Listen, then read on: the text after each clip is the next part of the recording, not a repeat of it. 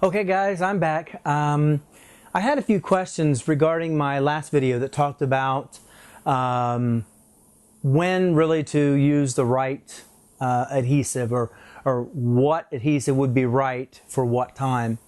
And I also had a request to show how I applied the secure denture adhesive. So let's first talk about when is the right time.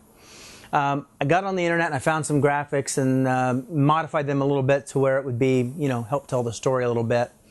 So what we have here is, let's say this is right after you get your denture. It fits pretty tight, mostly because your gum is swollen and it's filled the whole denture with your gum, and it's a nice tight fit. But the problem is that your gums quickly heal and begin to shrink. Now they don't shrink evenly. They start out in places like where all the sockets are. They're already kind of depressed because there's just nothing there. So they kind of sink in first. And you have these high spots where what used to be between the teeth.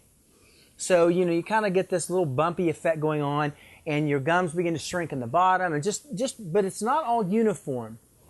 So it's very difficult for your denture to just keep pushing up against it and stay that good fit.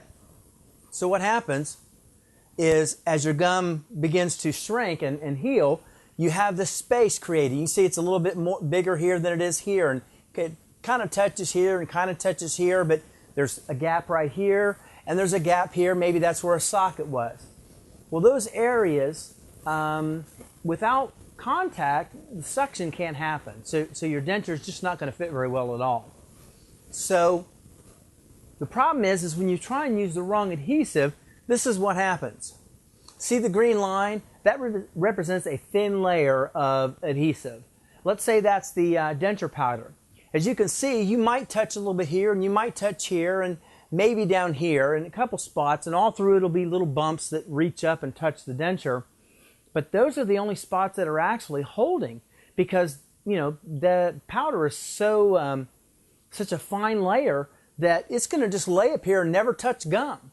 And that's not good, because as you drink, you can see that water and food particles can get up underneath here and go up in and around all these little places, and it just washes it away. And if it doesn't wash it away, stuff like up here that's kind of trapped, it's not making connection, but it stays up there and it's kind of becomes gel, so that when you remove your denture, you've got that mess that's in there that some people talk about. So this is not good. However, if you get a denture adhesive like Secure, especially during this first few months of healing, it's amazing, because what it'll do is when it's subjected to moisture, it expands and it fills in. It's kind of like that foam insulation stuff that it just expands. And so when you put a thin layer of Secure on here, it goes ahead and expands and fills in all the little gaps and little bumps, and just makes a really nice filling effect. And then you'll see down here that now water and food cannot get in here. Now water may lay down in here, but the more it lays, the more this just keeps foaming out. And not foaming out, but the more it keeps expanding and keeps it from being absorbed up into the denture area. But of course, food stays out, the whole 9 yards. So Secure is amazing stuff, especially effective when you have all those little gaps and things, because it's going to fill them in and hold it up tight. So, say you get your first reline. This is what that's like. We'll pretend that there's a reline inside of this gum, inside of the denture, but now it fits like a glove because it was formed around your current denture.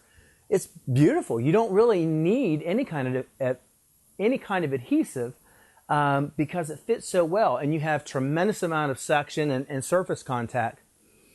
Even then, though, if you're going to be eating some hard things, or just for that little bit of security, this is where the powders work amazing, because as you can see, there's very little gap in here. I mean, it's just tight and touching all the way around. So that very thin micro layer of powder becomes a very thin layer of adhesive.